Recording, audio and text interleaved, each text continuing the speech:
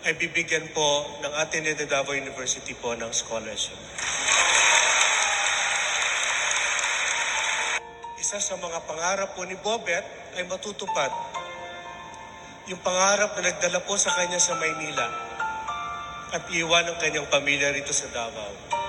Ang pangarap niya na ang kanyang mga kapatid, 6 niyang kapatid, alam naman natin, ginagawa niya, 7 po sila, 6 niyang kapatid ay bibigyan po ng Ateneo de Davao University po ng scholarship.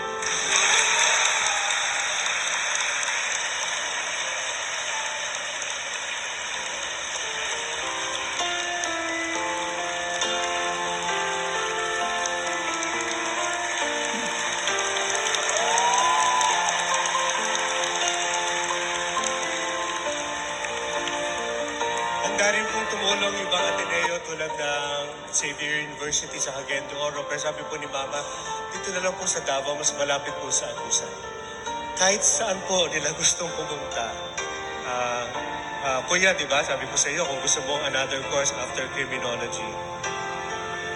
So pagdasal, tuloy po natin ang pagdarasal sa pamilya po ni Bobet. Parang pangarap po ni Bobet sa kanyang pamilya ay matupad.